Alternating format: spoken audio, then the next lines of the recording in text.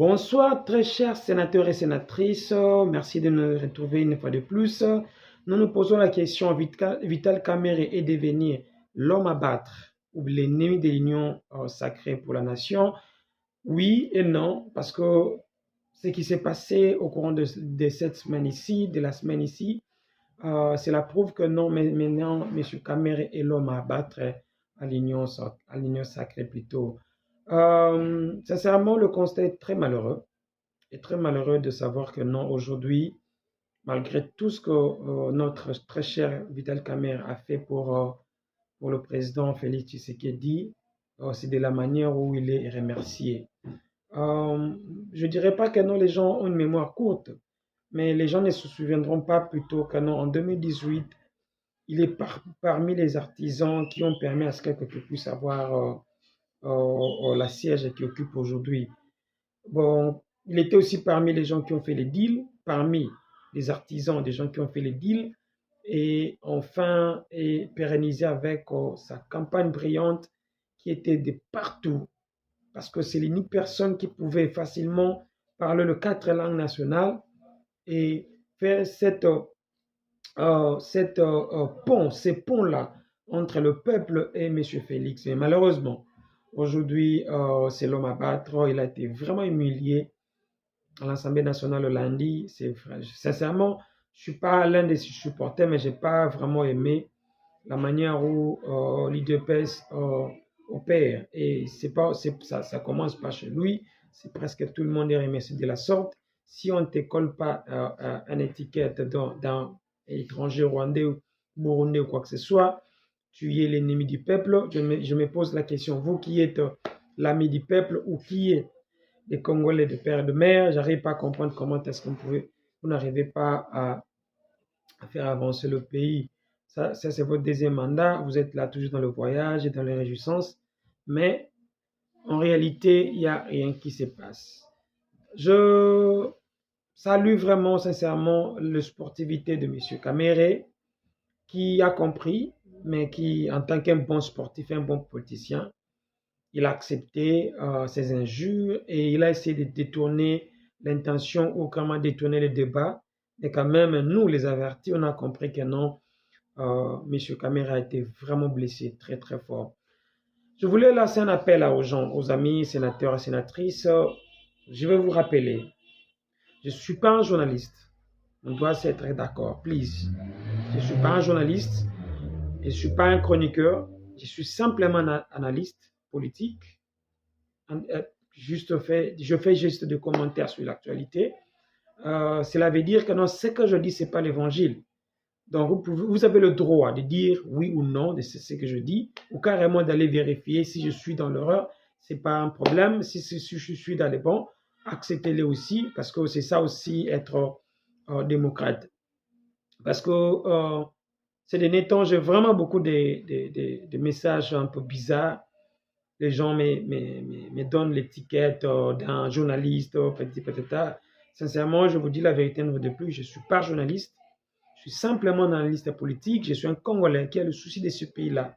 C'est comme je dis dans toutes mes émissions plutôt, je ne critique pas simplement pour le fait de critiquer. Je dis des choses qui se passent. Je fais des analyses des choses réelles et deux fois je propose. Même si vous n'avez pas, beaucoup d'entre vous, vous n'avez pas le temps d'écouter là où je propose. Vous avez toujours le temps d'écouter là où je critique.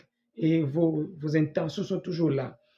Je pense, c'est pas moi qui peut apporter toutes les solutions, mais dans le peu que je connais, je peux donner la main à notre pays et essayer de faire avancer les choses. Nous avons d'autres dossiers qui nous intriguent ces derniers jours, à part celui de Vital Kamerhe. Sincèrement, la manière dont on l'a remercié, je répète une fois de plus, ce n'est pas la belle manière. Mais pendant la journée, nous avons tous suivi comment est-ce que le père et la veuve de M. Okende, Chéribin Okende, le regretté Chéribin Okende, a saisi le parquet, essayé de voir clair dans le réquisitoire ou bien dans l'autopsie. En réalité, ce qui s'est passé au Congo sur son assassinat, sincèrement, même dans l'époque de Kabila, bon, je ne sais pas si je dois dire c'était mieux ou ce sont de mêmes pratiques, les mêmes choses, où il y a un silence B venant de la justice congolaise. Sincèrement, Cherubin Okende n'était pas un homme ordinaire, c'était un ancien ministre des Transports, un ancien député, un ancien cadre. Il était vraiment très proche de M. Félix. Et moi, je me pose la question, comment est-ce que pour avoir un cœur dur, peut-être, son assassinat vient de là où les choses sont bloquées, on ne sait jamais. Mais je partage cette douleur-là de perdre un proche, un mari, un enfant pendant 6 mois sans être enterré et sans que la justice se prononce par rapport à ces dossiers. Je salue la décision de la famille qui a décidé d'enterrer M. Okende. Ils ont même dit qu'ils vont plus poursuivre qui que ce soit sur le plan national. Ils vont le faire peut-être sur le plan international. Et sur le plan national, il s'est dit non, il s'arrête là. Beaucoup pensent que non, c'est une bonne décision, mais je vous dirais que non, c'est une décision qui vient très profondément de leur cœur, qui fait très mal, très très mal. Une nouvelle aussi, Ensemble pour la République s'est réuni le 5 et le 6 février pour essayer de faire un peu le point sur les élections et voir le député les orienter et puis projeter aussi la continuité. Devions-nous continuer plutôt à faire la pression ou carrément laisser, ou comme ils se font appeler républicains, accepter le résultat and move on. Ça dépendra que d'eux, mais ils ont quand même souligné que non, ils vont lutter jusqu'à la fin, jusqu'à ce que le Congo sera libéré.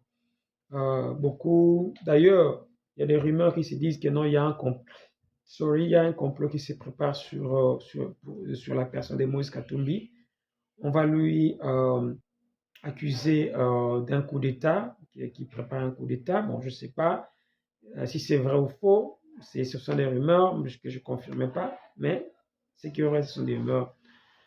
Le deuxième mandat est là, le deuxième mandat a déjà commencé, mais malheureusement, il y a encore des petites choses qui encore par-ci par-là. Le gouvernement n'arrive pas à sortir. Désolé mes amis, des fois le français, we speak mostly English, so we try to figure out what to put together, so on essaie quand même on réfléchit en français, en anglais et on transmet en français. C'est un peu des fois compliqué, comprenez-nous, mais du moins, on est là. Peut-être là où je devais mettre les, je mets là où je devais mettre là, je mets les. Mais du moins, comprenez l'idée là où elle est. Je disais, le gouvernement tarde à venir.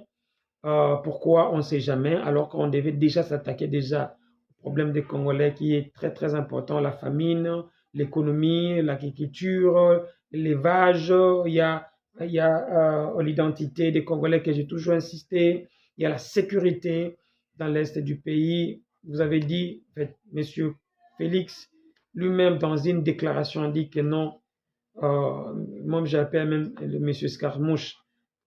Écoutez, il ne faut jamais faire de déclaration si vous n'êtes pas sûr de vous-même, Monsieur Félix. C'est pas sérieux. C'est pas sérieux. Chaque jour à Goma, on tue, on viole, on chasse les gens dans leur village et vous êtes là, vous avez... Pendant votre campagne, d'abord, vous l'avez dit, et dans une émission à Top Com, vous l'avez aussi confirmé que vous allez faire la guerre au Rwanda si on tue un Congolais. Mais aujourd'hui, là, on tue chaque jour. Mais vous êtes là bonnement dans votre réjouissance comme d'habitude. C'est là, vraiment sincèrement, j'aurais du mal à vous soutenir.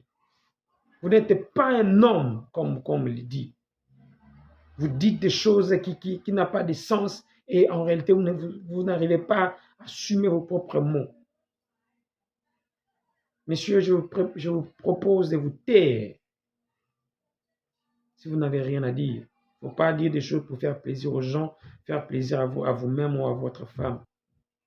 Être un homme, c'est quelqu'un qui dit des choses et qui va s'accomplir.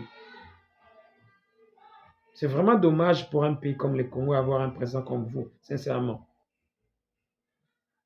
Vous allez encore aller attaquer, carrément commencer à menacer ma famille parce que je dis ça. Non.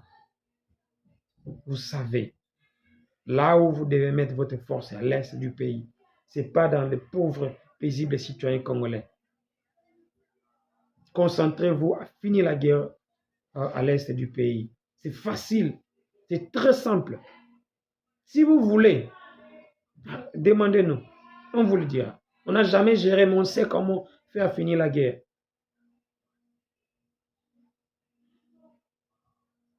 Parce qu'on s'est dit, rien n'empêche, rien, sincèrement, rien qui nous empêche de finir cette guerre-là. Moi, je comprends qu'il y a un problème de volonté. Sincèrement, il y a un problème de volonté. Mes très chers sénateurs et sénatrices,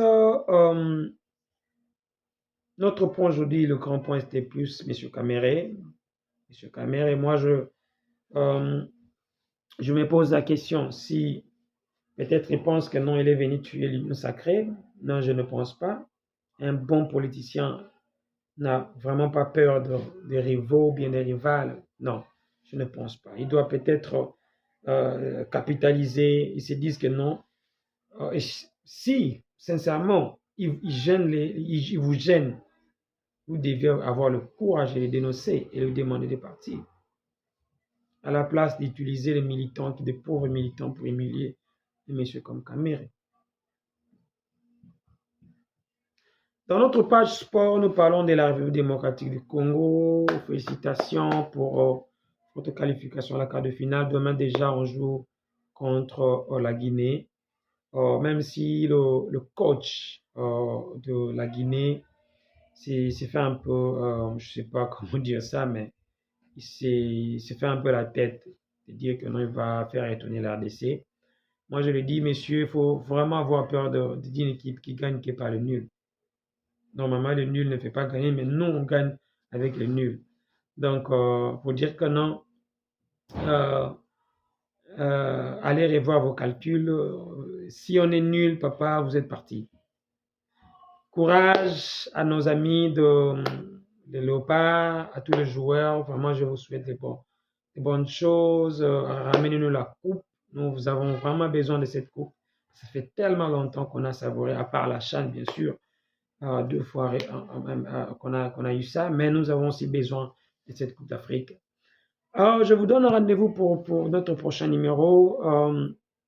Nous avons que ces petits points qui nous ont vraiment beaucoup dérangé, mais nous sommes de retour, ne s'en faites pas. Nous n'avons pas fait beaucoup de vidéos ces derniers jours parce qu'on était un peu occupés dans certaines choses plus personnelles. On était obligé d'être un peu concentré dans ce qu'on faisait, mais du moins on est là, on est de retour.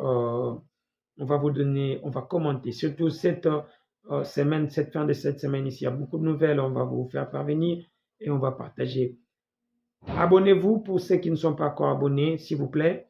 Partagez nos vidéos. N'oubliez pas de commenter surtout. Appelez-nous, vous verrez nos numéros juste affichés ici. Appelez-nous, encouragez-nous, faites vos critiques constructives. Nous avons besoin de progresser, pas ceux-là qui viennent pour nous insulter ou carrément menacer nos familles. Donc, on vous aime beaucoup, on aime le Congo. Que Dieu bénisse le Congo et nul autre pays au monde. Merci. Bye. Ciao.